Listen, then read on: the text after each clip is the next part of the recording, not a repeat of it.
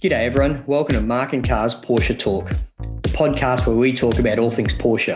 If you love air-cooled, water-cooled, rear engine, front engine, or even mid-engine, there'll be something here for you. But most importantly, we'll talk to the people who are passionate about Porsche. I'm your host, Mark, from the YouTube channel, Mark and Cars. Thank you for taking the time to listen or watch, and feel free to share any input, suggestions, ideas through the comments section, reviews, or message me directly. You'll find me on most social media platforms as Mark and Cars. Special thank you to today's podcast sponsors, Bowden's Own, Australian-made premium car care products. I use them, love them, and you will too. Available at most auto stores here in Australia or around the world online. Just Google Bowden's Own. And Rec Watches. Rec are a Danish watch company that design and manufacture watches with an automotive theme.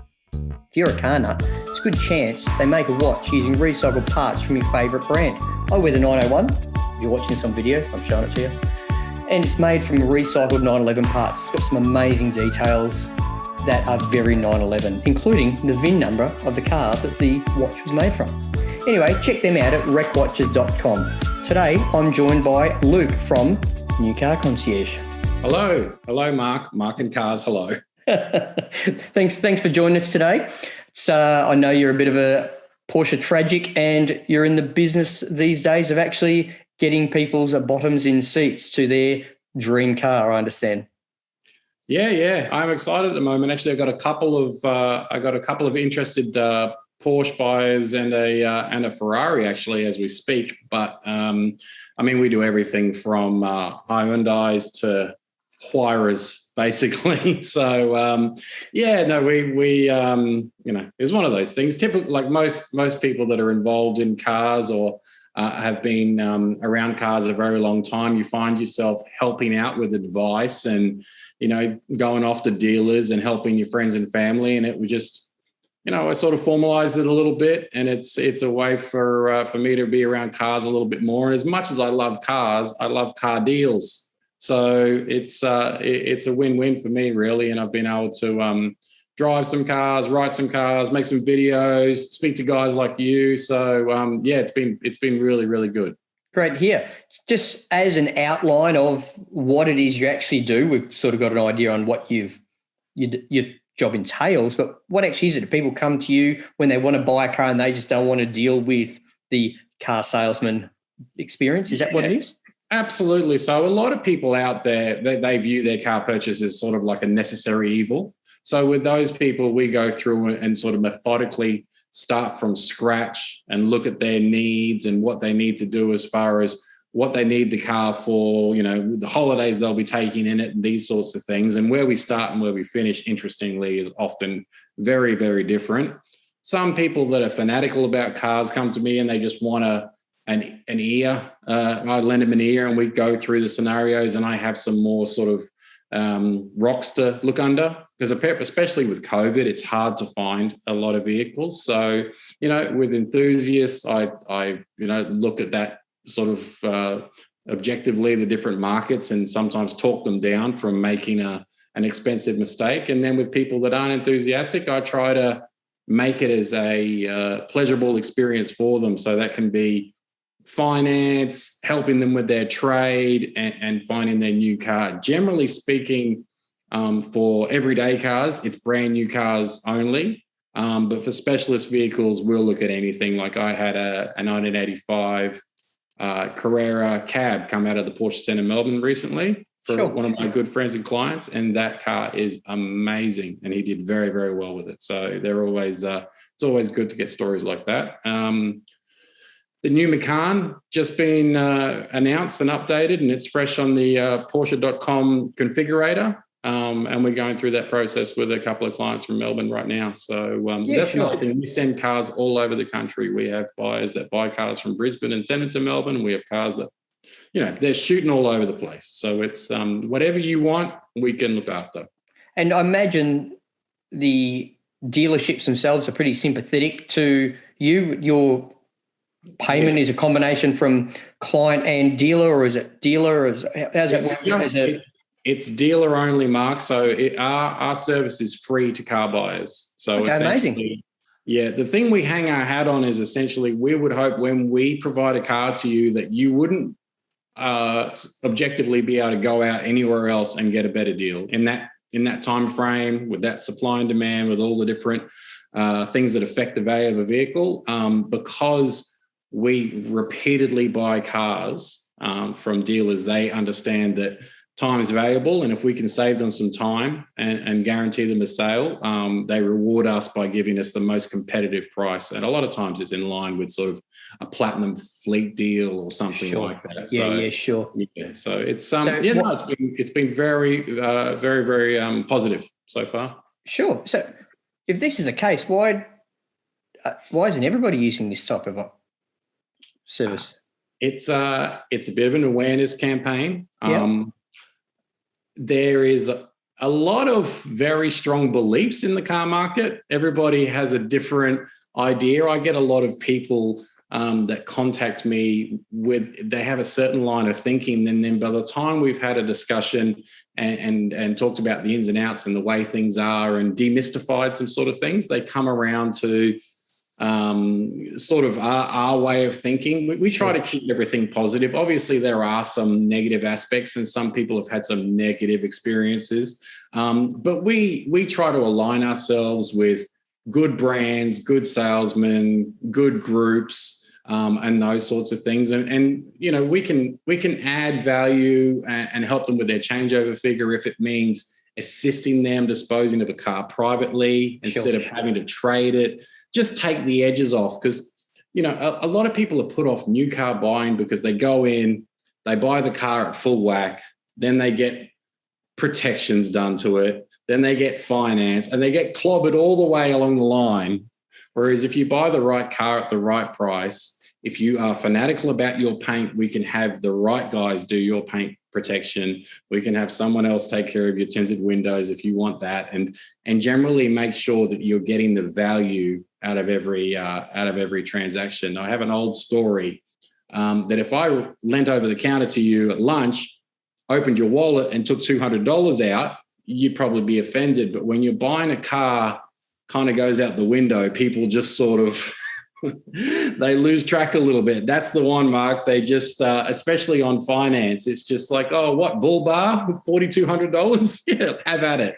Yeah, that $800 bull bar you'll pay $4,200 for. It's just, yeah, especially if you do it at the top of a 5-year 30, you will. So, you know, there's a lot, and it takes a lot of practice and a lot of experience. And I've bought an awful lot of cars over the years, but I'm not a car industry tragic, so I don't have the scars that a lot of ex-dealers and brokers and everything have. I've got a service background, so that's why I'm sort of passionate about making sure that we keep that 5-star Google rating. Yeah, fantastic. On some of the topics you just brought up, fascinating stuff for me. I've recently bought a new car, but I'm not going to talk about what that is on this podcast, because I will plan to do a video of the delivery of that car in the coming weeks.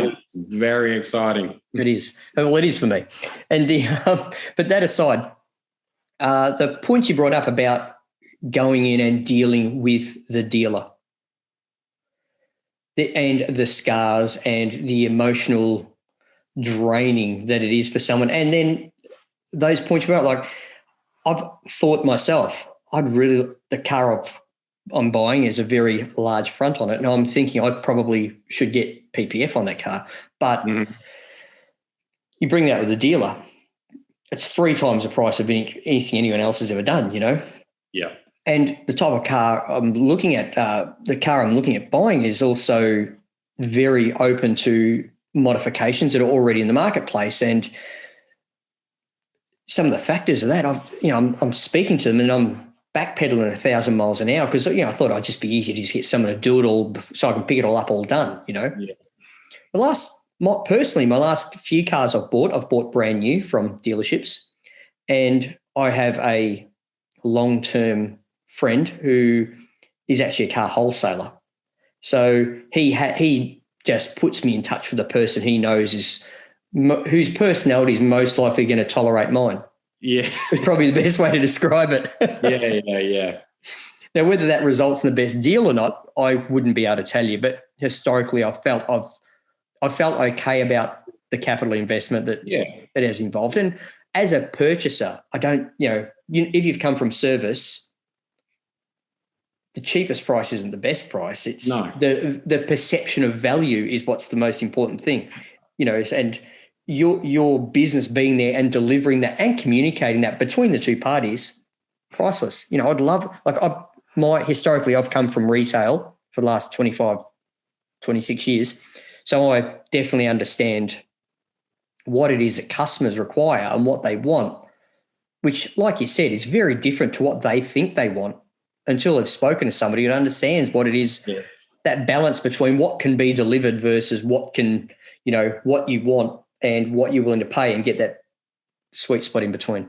Absolutely. And we find that with, we have a lot of customers that ring up and just use us as a price reference. I can imagine. They'll be chasing the obligatory 3 quotes and you'll win our business and everything. And if we have access to the information and there's a car that we can quote on, we'll give them a number. We're an open book with that, and we can do that. But the people that get the true value from our service, and I'm starting to build a little demographic with that, and I'm realizing that it's repeatedly a similar sort of type of person I'm finding. But I'm dying to hear who this is, but keep going. Yeah. But the ones that get the most out of it are the ones that have a level of trust. And I mean, they some of them might know me from a bar of soap. We have a very strong referral network, but they've got to get to know me and they've got to understand that I have their best interests at heart. And, if a car's about to be superseded, they're going to know about it. I've had people come to me to buy cars and I've said, well, we're not buying one now. We're going to wait 6 months because that car is effectively 11 years old at this point. And I couldn't with a clear conscience have you drive off in it. We're going to wait. And sometimes that means they're spending more money. Sounds like an Amarok purchase right now. My Amarok, I drive an Amarok. Oh, do you really? I just know that body shape's that old now, I've got 2 Amaroks. We've got a V6 Highline and my personal car, which sits there for most of the year. It's a 2011 plated MY13 2-litre TSI. So it's a 2-wheel drive turbo petrol. They made it for 1 year, but my car was made in Argentina in 2011.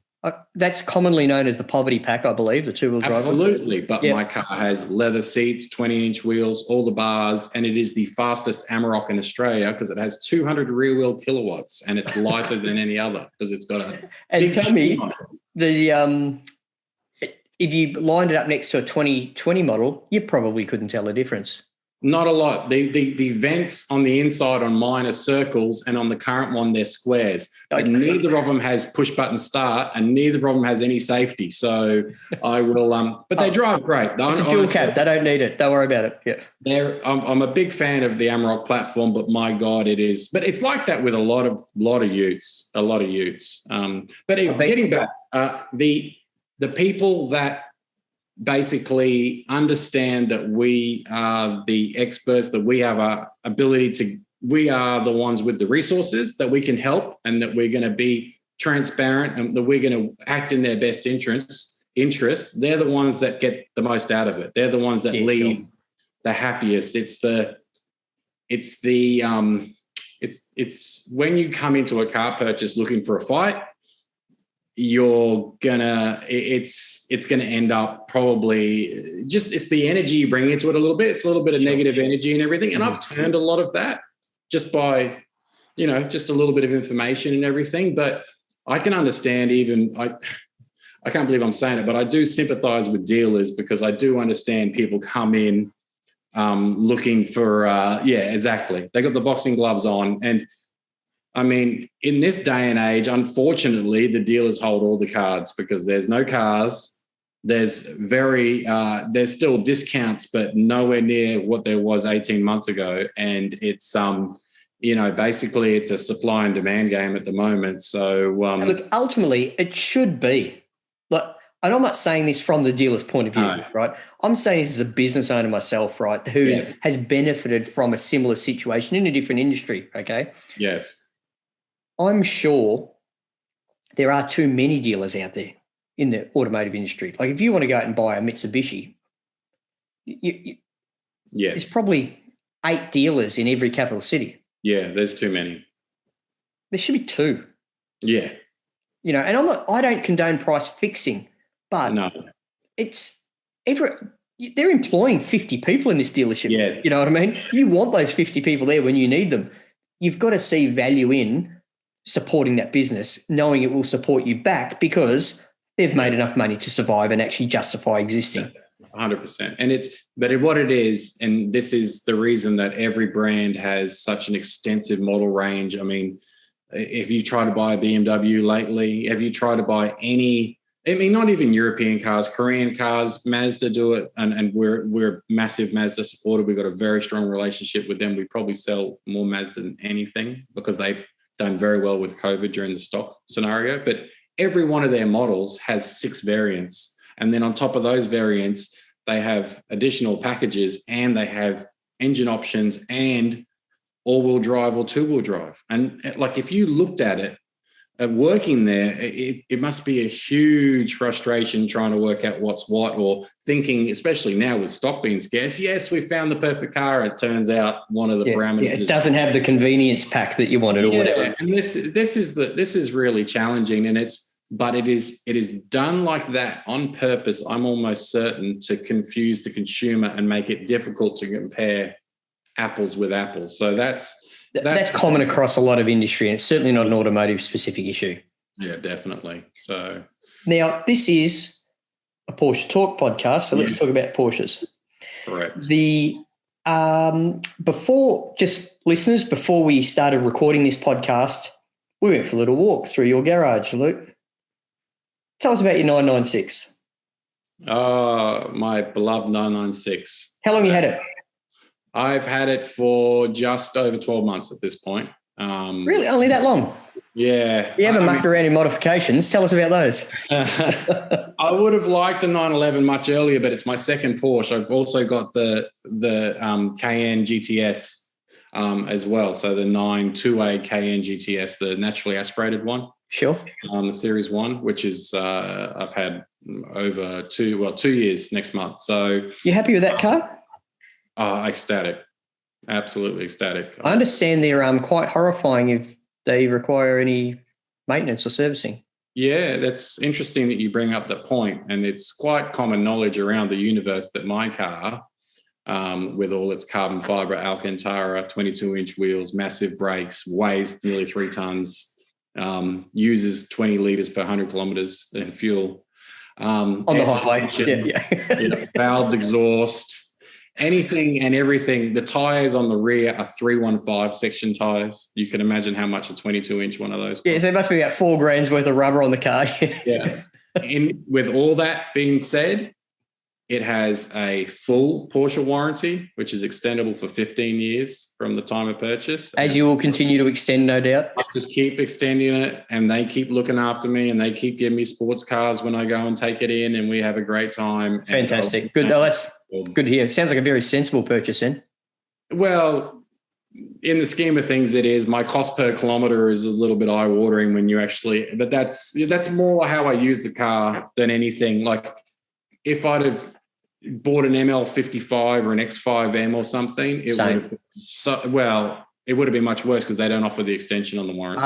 Okay, sure. Yeah, so sure. Porsche is a brand, and when I took it for service, I probably would have ended up with an A-Class or a 2 Series, whereas I'm driving new hot stuff from the friends at Gold Coast Porsche. So yeah, great. Yeah, it's been a very, very positive experience, which is why I then went out and got the 996. I wasn't meant to get another car because I think it was the 6th car at the time, but it was a bit of an ugly duckling. The back window on the soft top when I bought it was delaminated, so the previous owner just drove around with the hard top on, which I hate. How much noise does that make? It's hot, it's so squeaky. It moves at a different trajectory to the rest of the car, and it's just, I find it very offensive. But it's a pain too storing it, but I'm scared to sell it because if I sell it, the next owner might be a big fan. It's a personal choice thing. But they came with every 996. I just don't understand with that. Just I want to talk about that hard top for a moment if we can. Yes. It's just so out of character for the company. Yeah. Everything they make, they engineer to the nth degree, probably too far, to the point in a lot of cases where it removes character. If this was an English car, yes, that's what it does. Yeah. I love it because it squeaks. Yeah, that's right. You know what I mean? But as a Porsche, you expect the thing to be airtight, perfect, easy to put on and off, etc. Right? But everyone that's got one, all they do is squeal about it. About how bad it is. It's like it was made by the by the work experience kids on the Saturday morning while everyone else is on the way for the weekend. Yeah. To be fair, the 996 was the project when they had no money. So yeah, okay, fair cop. Yeah. Maybe that has something to do with it. But look, in a vacuum, it's okay. Like looking at it's trimmed nicely and everything, and everything, it seems reasonable quality. It's just when it sits on the car, the dynamics of a convertible, you've got this rigid object on a non-rigid one, and that's when you run into trouble. So I put it on because we had some bad weather here for a couple of weeks. I put it on a couple of weeks ago, and I just vowed never to do it again. That was the end of that. So,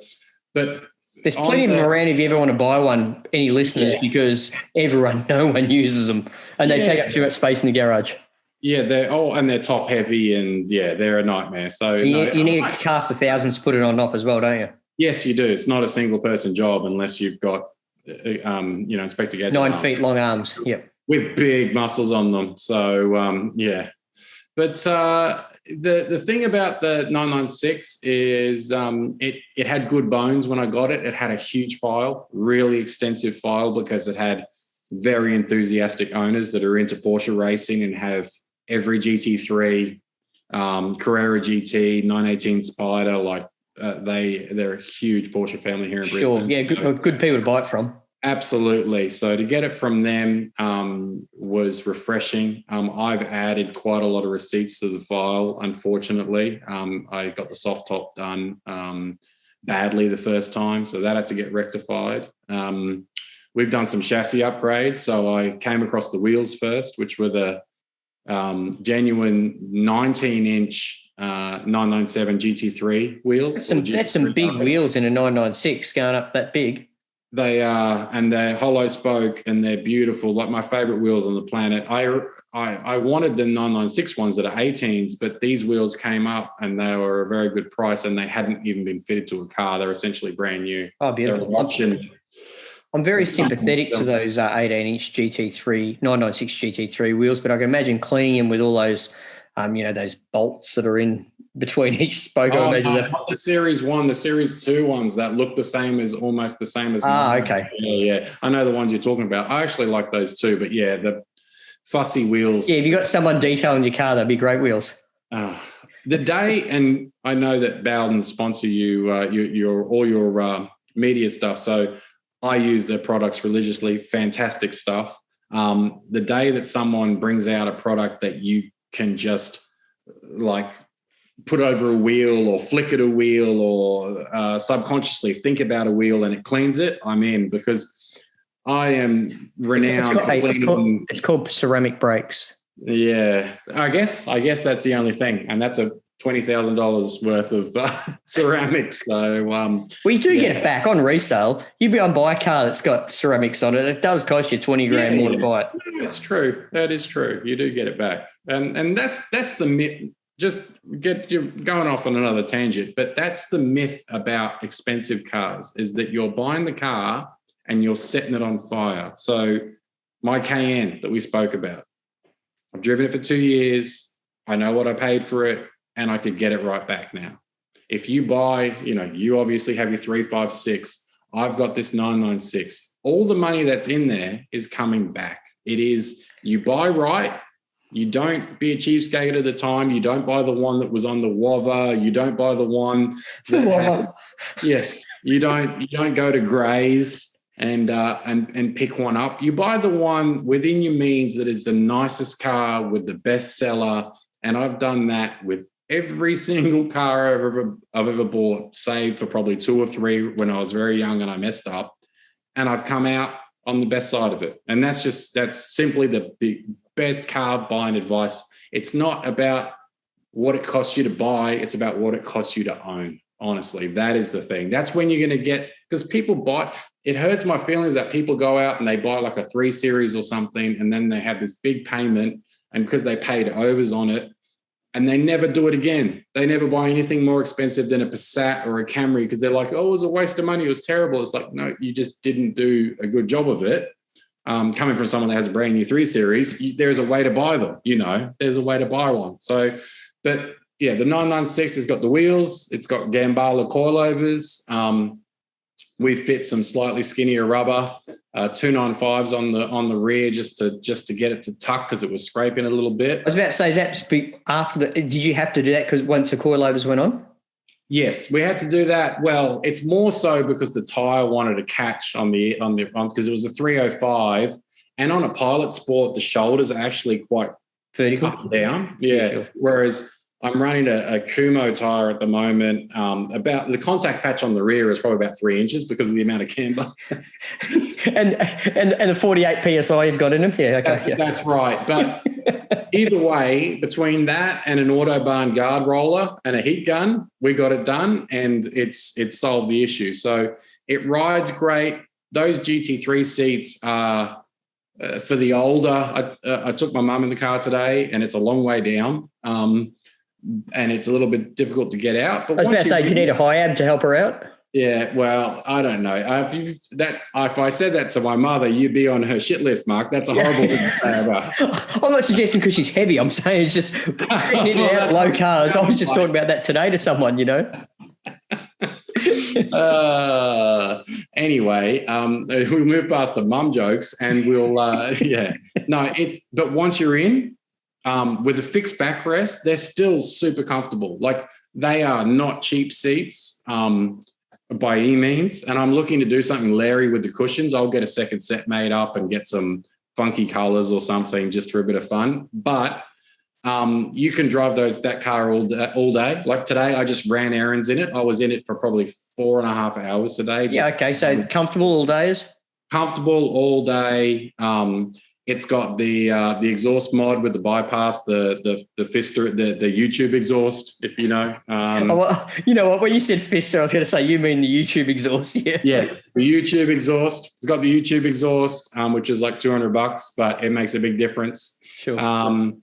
It's got the 993 console delete. The GT3 console delete. Yeah. I understand it makes quite a difference with the feel of the cabin inside. It does. It gives it the more authentic 911 feel because it's got a flat dash now. So underneath the dash is all flat. Yeah. And for taller people like me, I'm 190 centimeters. I can articulate the clutch because there's no console there, so I can hang my leg out a little bit. So that's literally a problem when you're that tall. Yes. Yeah. Okay. Because what it is, it's so if I drive like a Super Carrera or something, when I have to change into fifth gear, I've got to sort of push the clutch in, move my leg out of the way, put it in fifth because fifth and my knee get together, and It's similar on most 911s, just ergonomically. This is such a right-hand drive issue, because whenever you drive the lefties with the clutch on the outside of the body rather than the accelerator on the inside, because I've driven a lot of left-hand right 911s, particularly air-cooled cars, right? The left-hand drive cars, the pedal box just works so much better. Yeah. It's all wrong. So it was made that way for a reason. The fact that your accelerator's banging into a wheel arch, on the right-hand drive car, it just feels, I wonder if it could go any further. Would this go faster if I could press it harder? Seriously, that's what's going through your mind. Yeah. When you've driven it on the other side. It's true, and the older the car, the more compact it gets in there. So, but no, the next thing, and then I just did a refresh. I did the carpet in there for the GT3, delete. I put new mats. We did a short shift kit, 997 short shift kit. Does that make much difference? Yeah, it did. It's not too clunky or anything like that? That's a common complaint. Yeah, it is.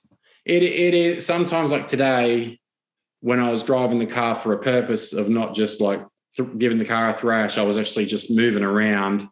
You have to think about it. It's not just it's not just a natural, especially getting into reverse. You've got to flick it. But it's one of those things, like if the car was super easy to drive, it would take out some of the fun. I mean, it's easy to live with as far as a sports car. I completely understand it. Yeah. Anyone's got worn out synchros on a 915 gearbox in there called 911 understands the 3-2 downshift involves that whole Yes. go through a sort of go through the corkscrew of Laguna Seca, right? Yes, absolutely, Yeah. absolutely. So no, but I mean, if objectively, if the 996 is the worst 911 that Porsche made, I mean, oh my God, some of those other cars must be absolutely outstanding, because that car in there, normally aspirated, incredibly fast, pulls in every gear.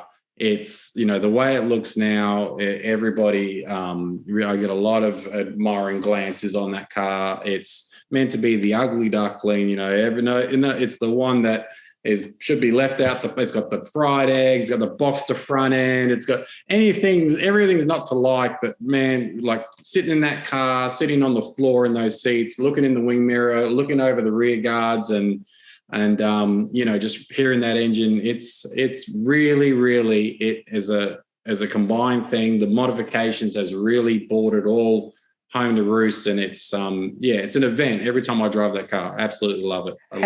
Have you driven a Series 1 C2 manual, completely stock? Yes. Good cars. Yes. Like you can get the S, you can get the C4S, you can all that sort of stuff. You can get a coupe, you can get a cabriolet, whatever it is that floats your boat, right? Yes. The bog stock entry level car, the standard, or even in a tip is good cars. They're good. Yes. No, you're right. They are really good cars. So, you saying if this is the worst. Yes. The only metric by which in my opinion, you could say it's the worst today is the fact that it's the most affordable. Yes. Okay. If you're going to use the term worse, right, there's a lot of things you can do here. Does like a 996 has this amazing thing called functioning air conditioning. Yes. You look at older cars, air-cooled cars.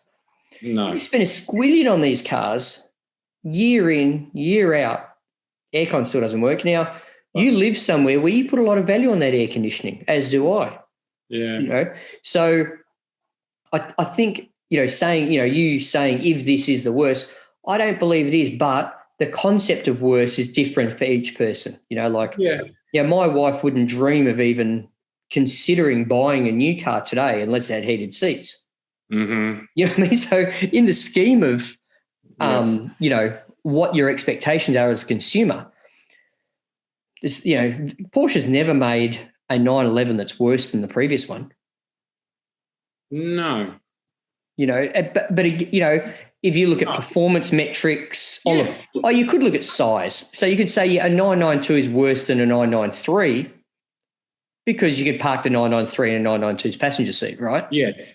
So, the performance metric and the dynamic driving experience has improved each evolution. Amazing. Yes. Yeah. Amazing. The size of the car, when you've driven modern 911s like 991s, 992s, and you get into 996, the thing feels micro-sized, right? It feels like a smart car. But you get into a 993 after driving a 996, it's a whole different stratosphere again. Yeah. Yeah. So I'm not sure. I think you're a bit hard on yourself on the old 996 ownership with saying just because of the affordability of the car. Yeah. I mean, I don't buy cars based on any combination of factors apart from the fact that it's something that I think would be really cool to own. Like there's a list of cars right now that I could go through. There's 5 cars that I want to buy that other people would really find very, very, well, not other people. There are people that would like them, but the vast majority of people would be like, what is your interest? Go, let's hear them. Go right now, go. I want a Volvo 850R still in a wagon. Wagon, yeah. Yeah, but a wagon preferably, okay? Yeah. I want a 1987 Alfa Sud Sprint. That's a front-wheel drive Alfa Romeo. Yeah, that is bound to be rusty. Yeah, what else you got? Impossible to get there. I want a 2004 Lexus LS 430 because I had that car and it's the best car in the universe.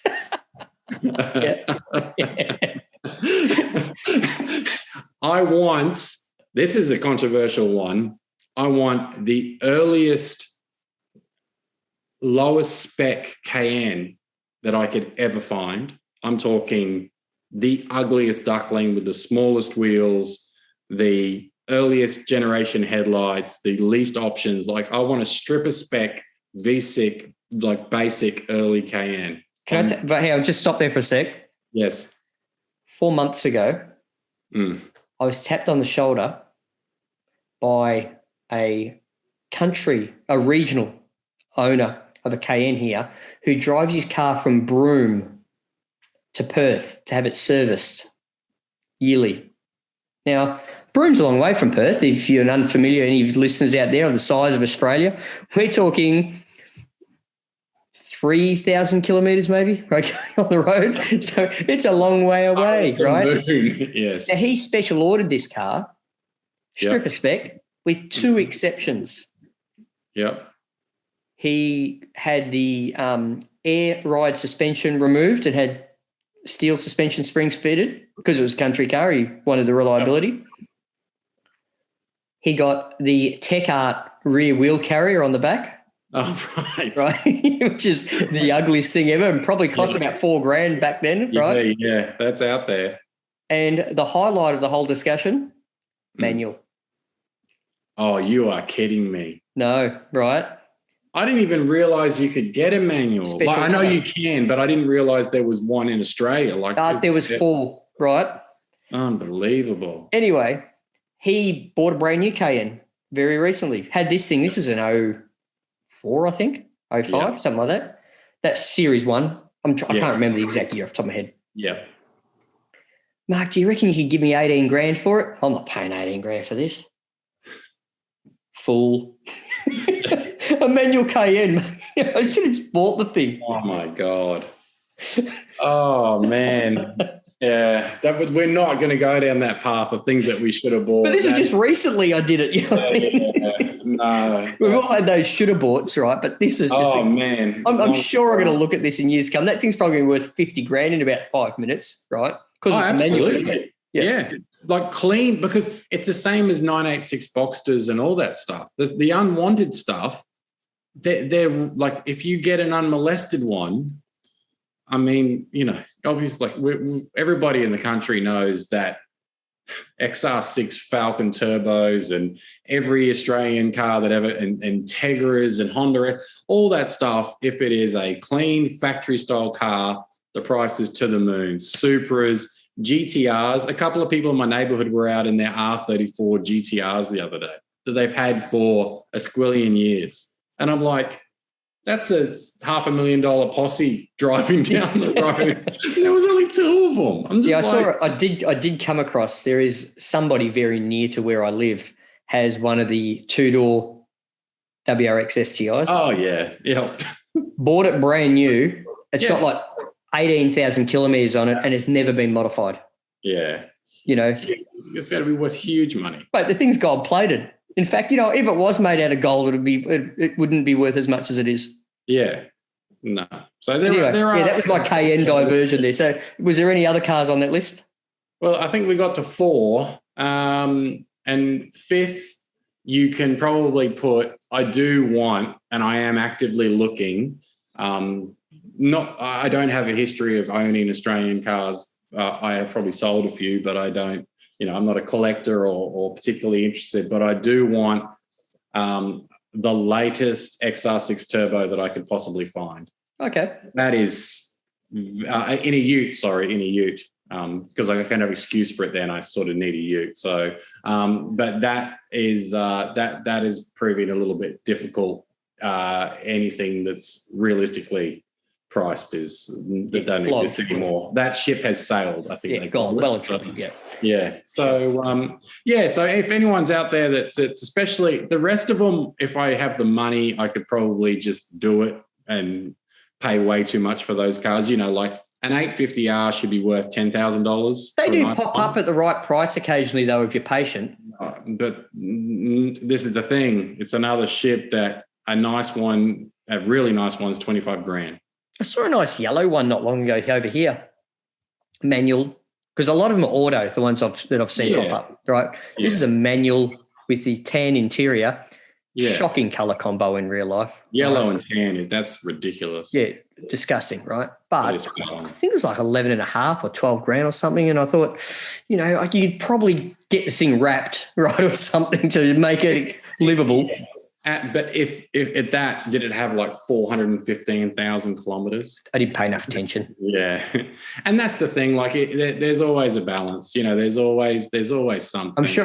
Look, if it didn't have the Ks, it still would have come with the torque steer. Yes. I mean, a Saab 9.3 Vigan, put that on the list. Gimme. Well, I remember they came out, they couldn't sell them. No, they can't sell them. They couldn't sell hardly any of those cars. Like they sat there and just got reduced. Saab Vigan. I remember reading about it in Wheels magazine going, yeah, this is right up. Because I'm a sympathiser of the old Saab 900 Aero turbos. You know, loved them. Beautiful. Until I drove one. But I love the look of them, you know. I love the quirkiness of it. Cool. They're gorgeous, yeah. Yeah, but you floor the thing, bury it at full spin, right? You know, thing's going right faster than any other car that's ever existed. It'll break your wrist. It'll break your wrist. Hey, Mark, are you a big fan of the current shape Maserati Ghibli? You into those much? Current shape, did you say?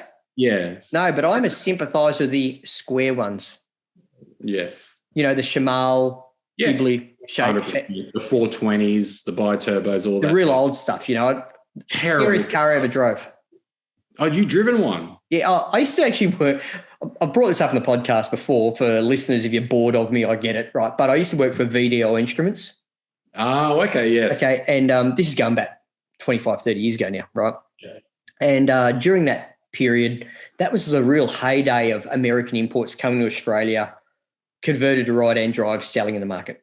Yeah. And whilst working for that company, all the bodywork would get done and then the car turn up and I'd have to do the dash work to make it all function after they hacksawed through the loom, right? So I had a Shamal V6 twin turbo thing, right? So cool. Oh, man, it was a cool car. It was black, tan interior, perfect colour combo, right? And most horrific car I've ever driven. Like it revved up to about, I think the red line would have been $8,000 off memory. It was a long time ago now, right? And it got there like within seconds. You know, it was wham type car. Excuse me. And the turbos would come on that quick too because they're about that big. Yeah, tiny turbos. Tiny little turbos. And when they hit the juice, the car just completely leaves the, you know, that scene in Star Wars, a Millennium Falcon does the lines because of the stars. That's what it felt like driving this car. Now, don't get me wrong. I'm sure I was only doing 90 Ks an hour at the time, but the difference, the turbo lag was horrific, but only lasted for a second because how fast up the engine spooled up and revved up. But yeah, amazing car. Seats were incredibly comfortable, but it looked like, you know, your granddad's lounge too. Yeah. So it was just a very, very ropey chassis with an incredibly aggressively engineered boosted V6. That's the best way to, and like I thought, you know, I was younger at the time. I rated myself as a driver, like everyone does at that age, you know. And I thought, let's see what this thing does. Floored it, took off, and all of a sudden I'm just going spinning like a spinning top down the road as the whole thing just completely got away from me. And I stopped them, you know, breathing really fast. I'm going home now. I think I've done something in my pants, you know. But that job did offer opportunities because 2 weeks later, I had to babysit for 2 days an F40.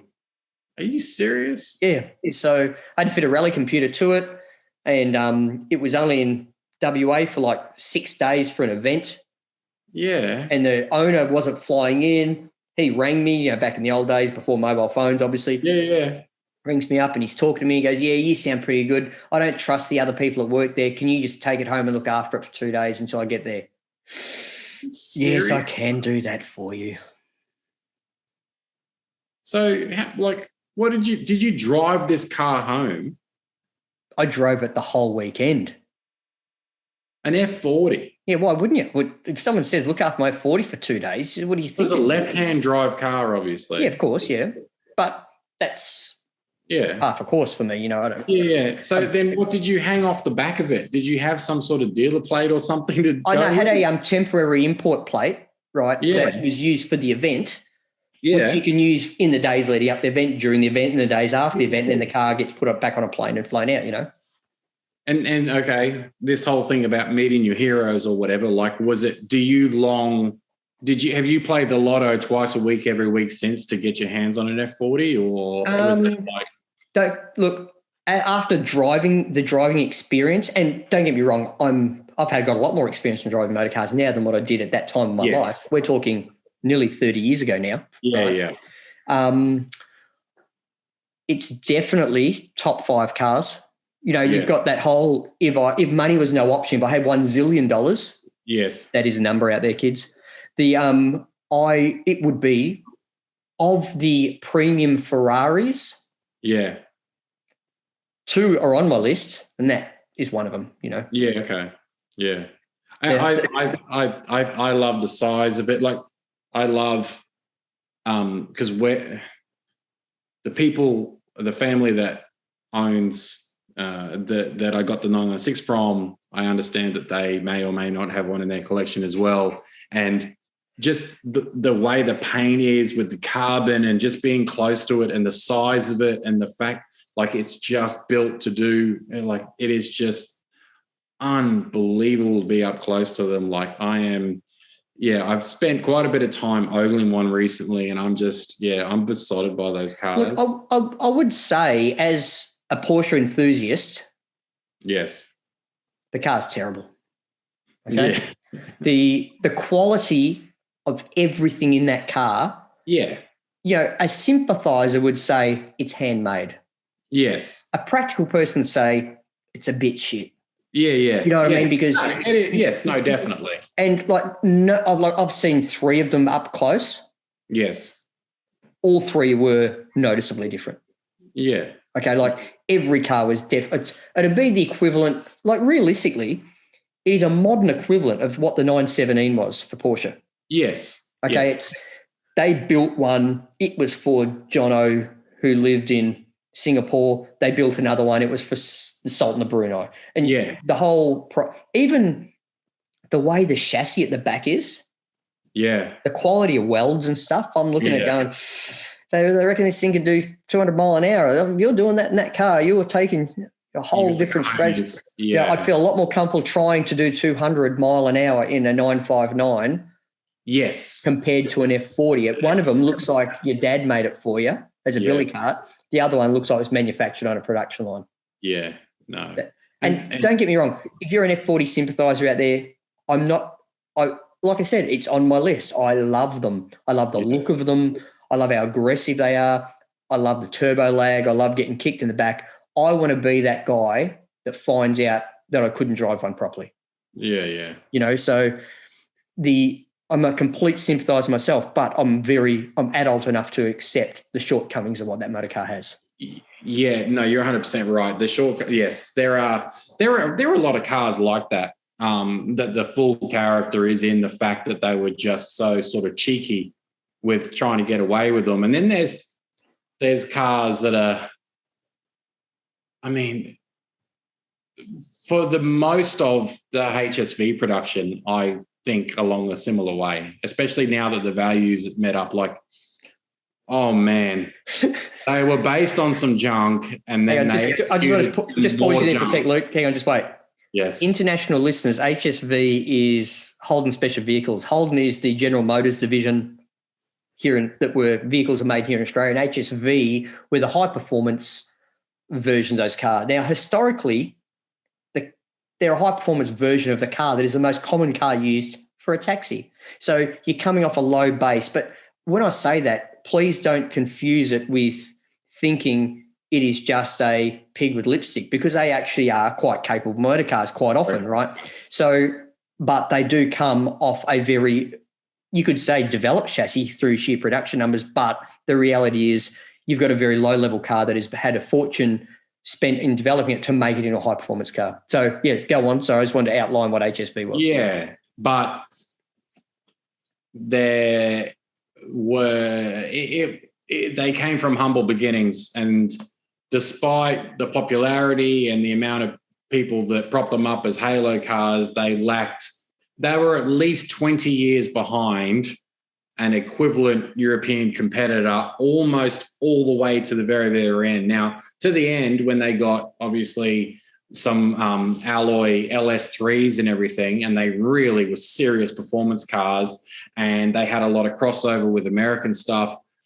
Yeah, it's more sort of, it was more well-rounded. But if you're going back to like a VN-based car or something, I mean, really, the mortality rate must be 50% of owners are no longer with us. Like that is just on that. And the what was the series that was the yellow GTSR? What was that one? Yeah, so that was a VP, the GTSR. VP, was it? I'm not an expert, but I'm pretty sure that was a VP. Great look, amazing looking motor car. Oh, those wheels, the whole thing. The wing. Yeah. The carbon work, the whole thing. But major Sketchville, like that is, and it's really interesting. And that's the thing, is the clinical ability of everything now takes out so much fun. Everything's fast, everything's fuel efficient, everything has will drive itself down the freeway, everything is super safe, everything stops. I drive so many of these cars, A45 AMG, C63, the fast BMW, new M3, all this stuff. And it's the same stuff. It's just the same stuff. I'm going to tell you something. I had a young guy at work tell me this the other day. Yes. We were talking about modern cars and young kids. Like, I'm talking to a 20-year-old, right? Yeah. They aspire to the cars that you've just mentioned, right? Yep. Dream cars for them, okay? It's like, for them, an AMG A45 is what the Countach was for me. Yeah. Okay? Yeah. However, he says to me, this young kid, he says, Mark, I know these cars don't have the soul that the older cars have. Yeah. But you know what soul they do have? And I said, what's that? And he says, the arsehole behind the wheel.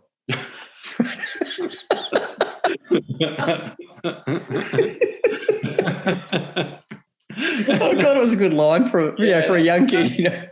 That's not bad. Yeah, look, and he said, his theory is the people, and I used to think this about Countaches in my time. By the time you can afford one, you can't get in and out of it. So the only people who can afford them don't drive them. The people that want them don't get to drive them. That's right. In saying that, that is a car that shattered my dreams. I have driven a Countach, right? Yeah, I can tell that's rubbish. Yeah. Everyone that's driving it, it's like, this is a pig. This is like driving a tractor. Like, it's just undrivable. The clutch. Yeah. And this has come from someone like, in my youth, I had an XD, ex-cop car, manual with a top loader. So I know what a heavy clutch is, right? Yeah. And the Countach clutch, my goodness. Not to mention the fact I drove a right-hand drive car, so there's actually nowhere for the accelerator to go, similar to that problem we spoke about earlier. Yeah. No, man, you've driven some amazing machinery. Like I said, I had a great opportunity in that job. I haven't driven a lot of modern cars. Outside, I haven't driven many modern cars outside of the Porsche brand. Like through my channel, you mentioned earlier about the cars don't have the character that you mentioned earlier that the older cars have because they're too good. Yes, they don't have the flaws. If the flaws are somehow connected to the character, but it's a DCT gearbox, a turbocharged engine, some piped in exhaust noise, and you could be in one of 15 models right now. Yeah, exactly. You could be in any of the quick Audis, and there are exceptions. Like obviously a Turbo S, a 911 Turbo S delivers a level of performance that is second to none. Pretty much out there, short of anything that's electric. But it delivers it with lack of drama associated with that. Exactly. And if it was any other car, right? It doesn't get the kudos that a Pista does, right? No. But it'll smoke a Pista every other week. Repeatedly every time. But the issue is for me, from going out as an ownership potential, I would rather have a 4-litre 997, like a GT3 or something like that, because that new Turbo S in Australia especially, you jump in, unusable, wildly accelerate, and you're in jail. And that's like, that's the actual, that's the truth of it. Like, the police don't mess around here. If you're doing 30 over, if you're doing 130 kilometers per hour in a school zone, something like that, it would be, it could be bad news for you. And that's absolutely, that's nothing. Like that's nothing in a 996, let alone, something, like that. So it is a bit of a problem, because the relevance of the speed gets knocked out. Like, the relevance of the speed has been off probably for the last 10 years. I mean, even F80 M3s were way too fast for their own good. Like, there's been a lot of cars that are just point and click, and as soon as you put your foot down, you're stopping again because you're doing mental speeds. Well, on that topic, and this has been brought up a number of times on this podcast and on my other podcast channel, Classic Prattle, yes, where we just talk about classic cars, not just Porsche, right? Is what's really changed things, and it's changed me attitudinally to motor cars in what I look for in a motor car now, is the electric cars, okay? I reviewed a Taycan Turbo on my channel not long ago. The guys from Porsche Centre Perth here gave me the keys for a day. So I've been fortunate enough to experience the perfection that car is, if you want to use that term, okay?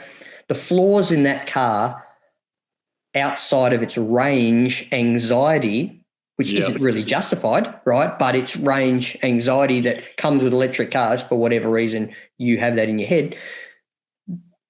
It does everything so good and so efficiently, even though I didn't drive the Taycan Turbo S, I drove the Taycan Turbo. Yeah. Why you would want a more powerful version of this car is beyond me, right? But that part of it aside, once you go sub 4 seconds, 0 to 100 in any car, I don't care what it is, right? Yep.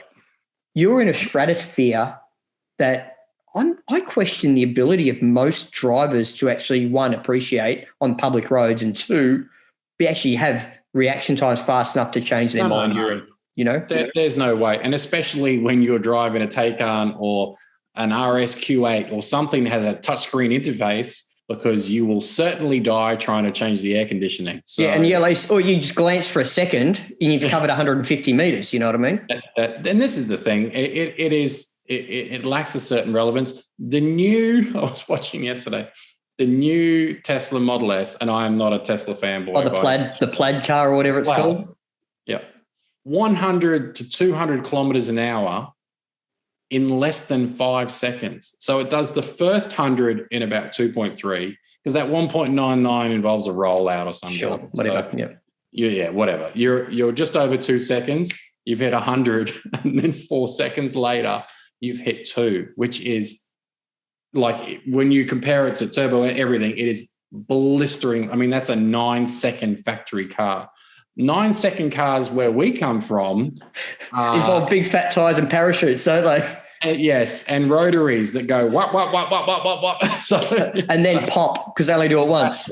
And they've got 2 wheels off the ground, and that, if they did a good run, they'd get a 9-second. But this is, I mean, what's the end game?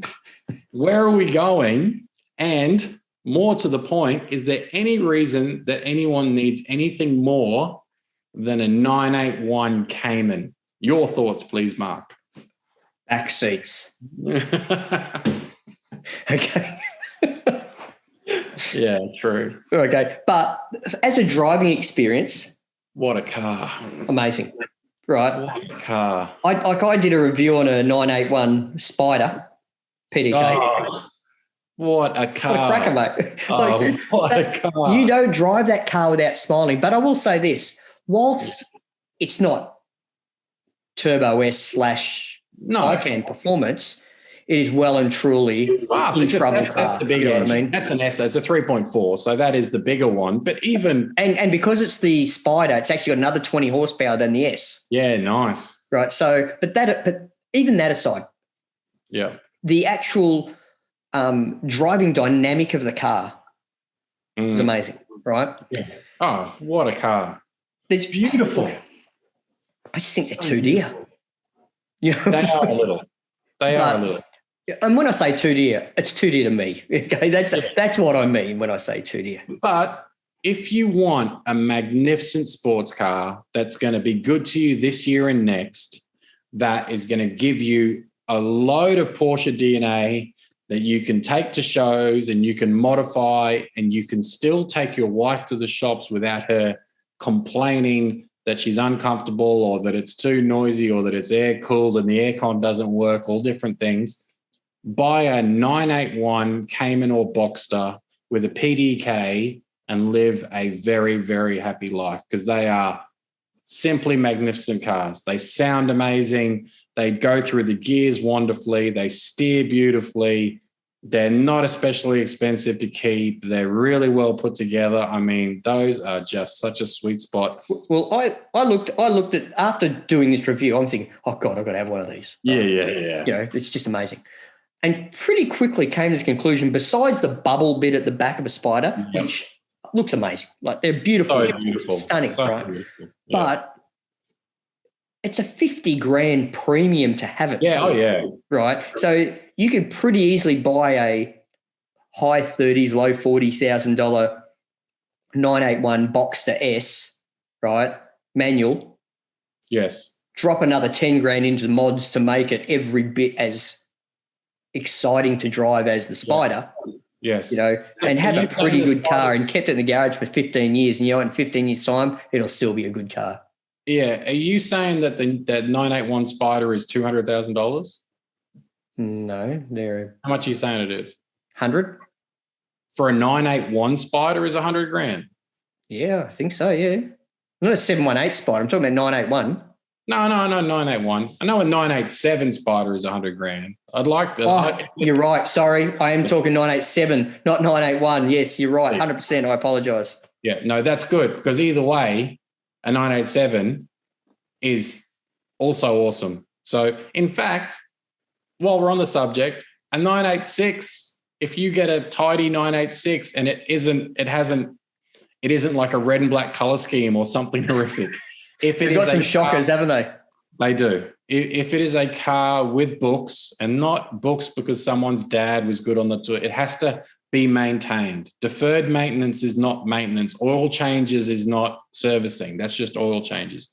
So just be aware that a Porsche, it needs Porsche looking after. It just does. It needs Porsche levels. They're very precisely engineered vehicles, even the very cheap ones. So you can't buy a $25,000 Porsche and expect to run it like a $25,000 car. It is not. You can run it.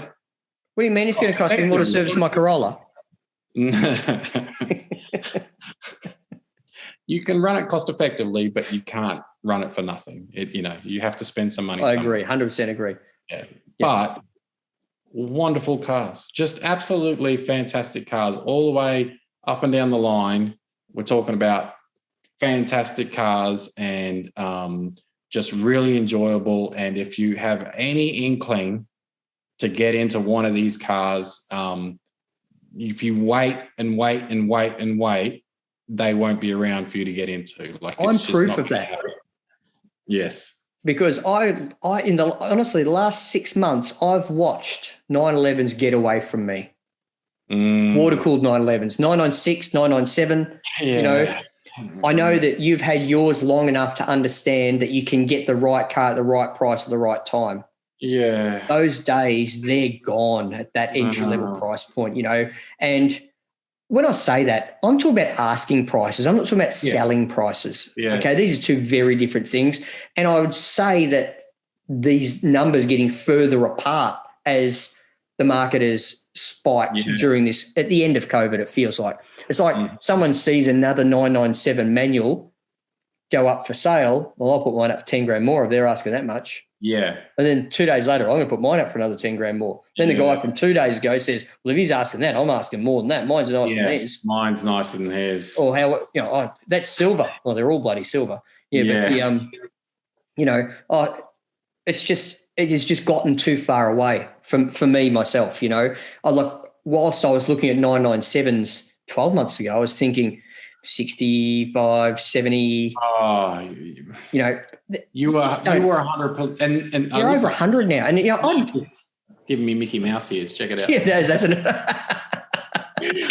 No, but they're overpriced. When I bought that, and I've said this before, I've told the story before, but for 997s, when I bought my Cayenne GTS, I was supposed to buy a Cayman that day, but yes, you are right. They don't have back seats, and I balked. I still have a family, and I'm like, I don't know, I want to be able to take him around. But originally, I had a CLS shooting brake, like a 2000. The hearse. Yeah, the hearse. Beautiful car, really well, full featured, beautiful car, drove magnificently. And the person I sold it to had a couple. He had a 944 and he had a 997 Carrera S. Atlas grey, extended leather, lobster claws, beautiful car. It was a tip, but I was against driving manuals at the time because I had a really busted ankle from basketball. Sure. So I'm like, I want a tip. And we agreed, and he agreed to sell it to me. And then I went back to buy it and pick it up, and he got cold feet. We agreed, and he won't mind me saying this, we agreed on that car, I think it's $68,000, and it was a Carrera S in August 2019. August 2019. That car now, this was a very, very shiny, this was a beautiful car, like first to see, will buy type example. Yeah. Very well optioned, and it would have made it a magnificent daily or a great weekend car. But I mean, I can't see how that car wouldn't be $110,000, $120,000, and it's just like, I don't think it's worth $120,000. Like, I think it's worth, like you said, $65,000 to $70,000, which is what I wanted to buy it at. And what eventually I think it sold at, even closer to now. And then in the last 12 months, it's just to the moon. Look, I know as driving experience, look, we spoke earlier about, what your business does and yes, the concept of value. But when you're plenty of listeners on this podcast now would be as tragic as I am. I look at car sales most days. I look at Dubizzle in the Emirates. I look at Trade Me and I look at, Auto Tempest. I like seeing what prices are, what cars are around, et cetera, et cetera. Where's the best place in the world? Where's the best place? Where's the best value cars? Because it used to be Perth. Perth was the best, especially when you guys had the mining boom and all those miners spent $100,000 doing up an Audi RS4 and then tried to sell it. But the problem now, that was back in 2012, right? You're talking a while ago now. Yeah. Oh my God, you guys had some awesome machinery. Now it's the opposite.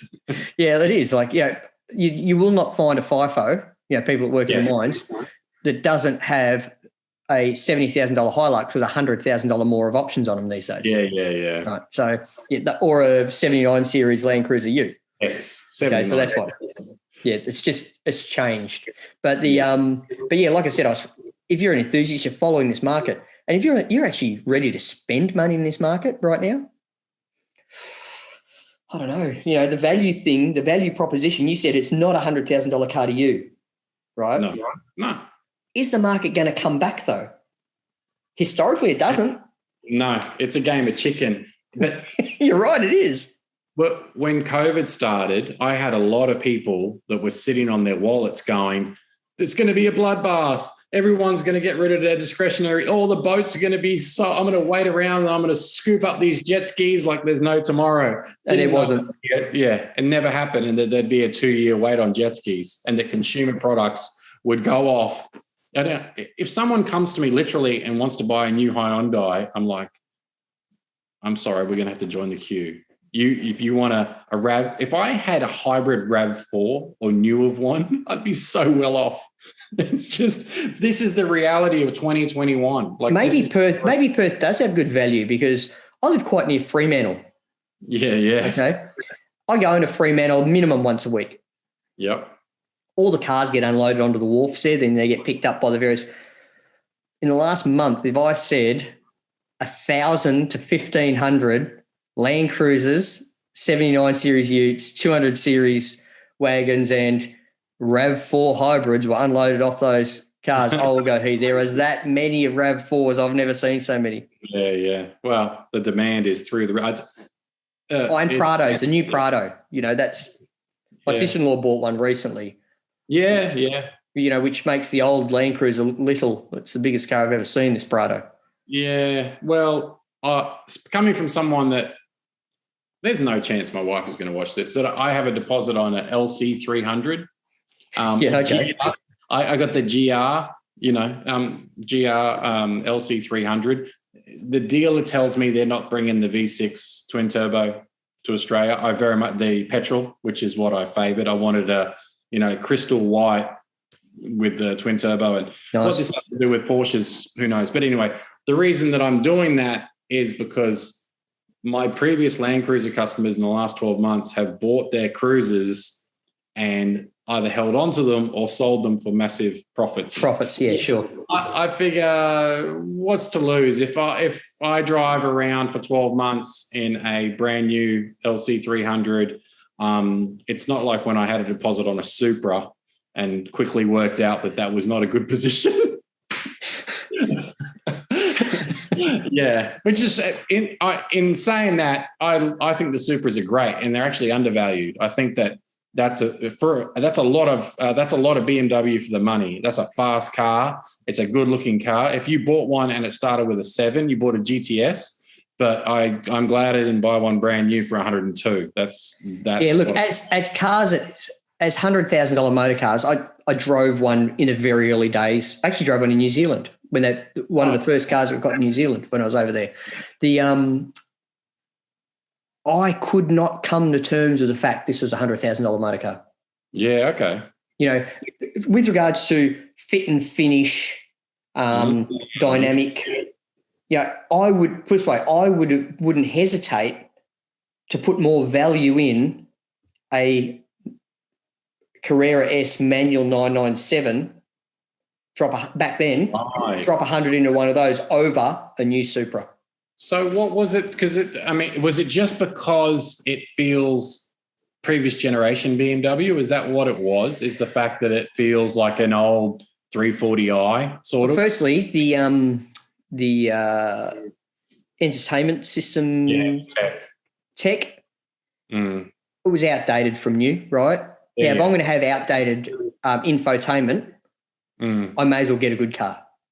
Yeah, understood. Okay, that's first thing, right? Yeah, fair enough. The second thing was it's tight inside. You see, you're 190, mate, you're headbanging. Claustrophobic, yeah. Yeah. And I'm 157 centimeters tall. You've got a leg the size of me, right? Yeah. So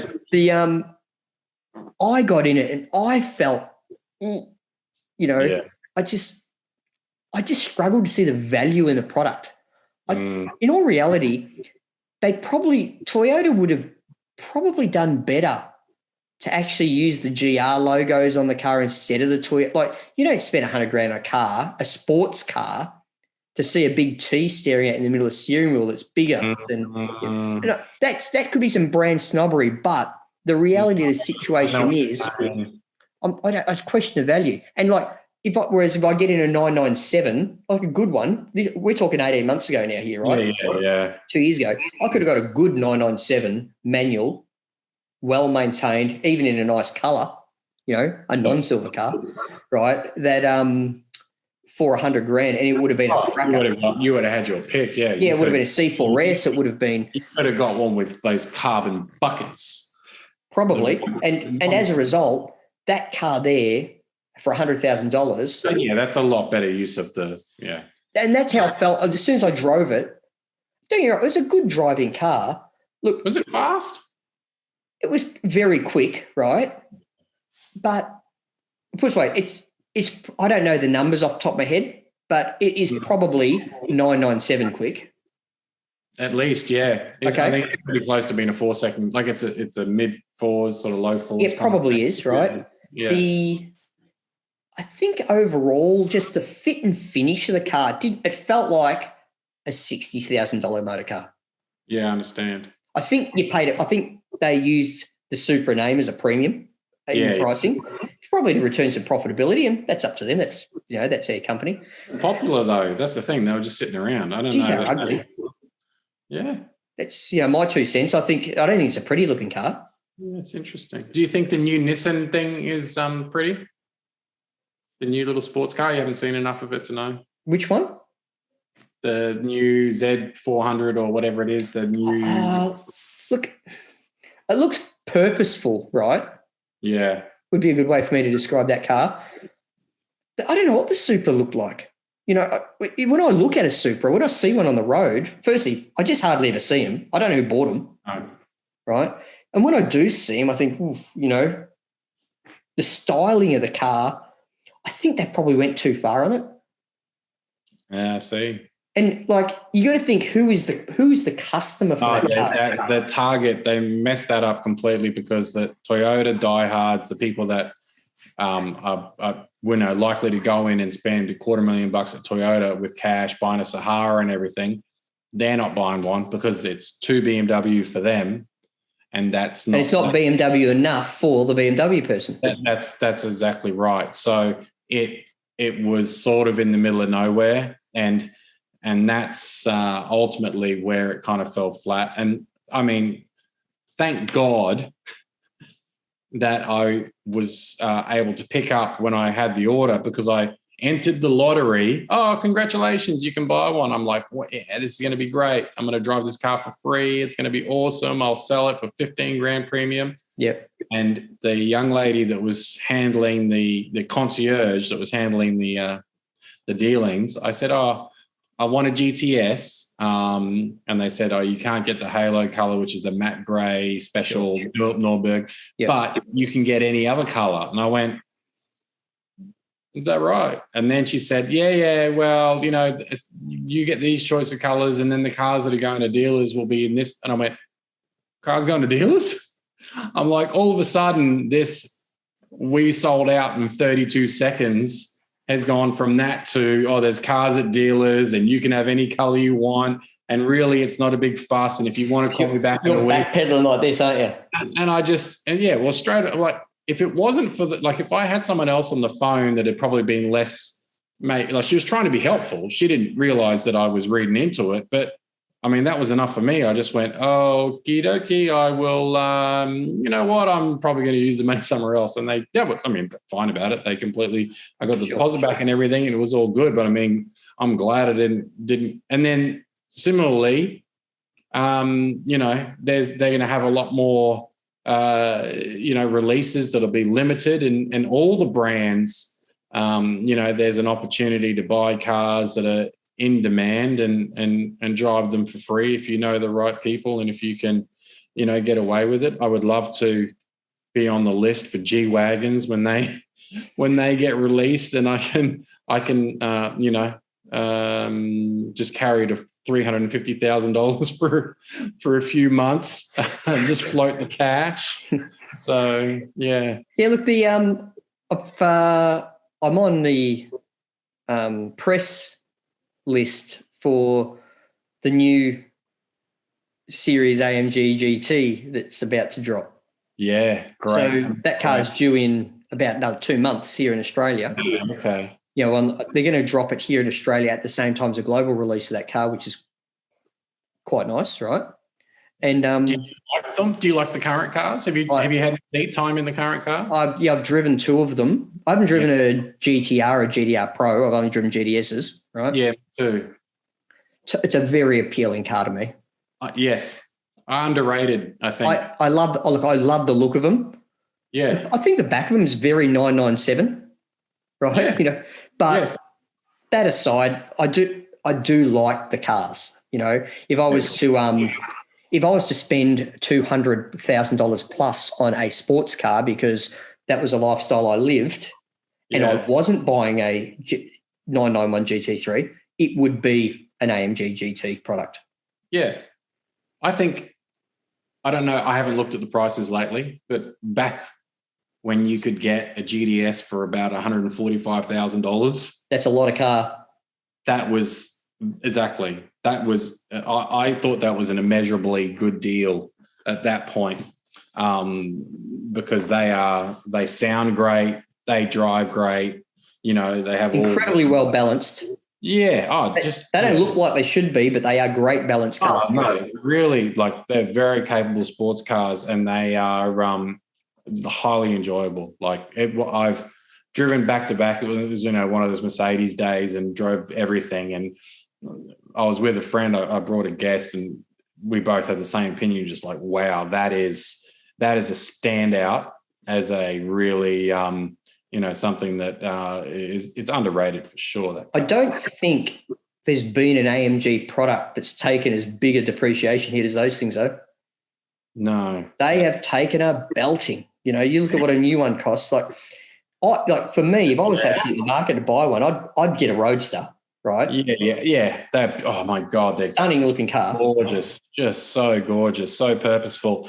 It's the way that people buy Mercedes, though, Mark. People buy Mercedes on a car payment. Like people will buy 911s. People will go to Porsche and they will invest their money and think, I'm going to own this car for 10 years. With Mercedes, people use the Mercedes Agility program. That's how they purchase new Mercedes. That is how you do it. You have a balloon, you buy it, you say this car is going to cost me $2,500 a month, and that's the Mercedes. And you get out of it for nothing more than what you put into it, type thing. Is that what you're saying? You make your monthlies, and then if it's 3 years, you give it back. If it's 5 years, you give it back.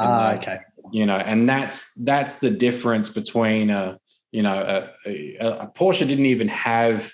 Up until very recently, they didn't even have like a guaranteed buyback or a balloon or anything like. Oh, okay. And Mercedes has had it for a very long time, and it's just completely different buyer profile and a different market. Oh, you're talking about different volumes cars too. Yeah, a ton more AMGs out there than there is Porsche products. Absolutely, and that's why the Mercedes will do a favorable residual for you, because they know that will help then. In 3 years when you come back early and they go, oh, we'll eat that and put you into this. The next one. Sure. And basically, and that's just basically, and then you'll have customers, a customer for life approach that they have. And they don't, by doing that as well, they're very strict with their extended warranties and everything, because they don't want, and even as far as like the fact, like if you have an S-Class and the engine blows up 2 months out of your warranty term, it's unlikely you'll get goodwill.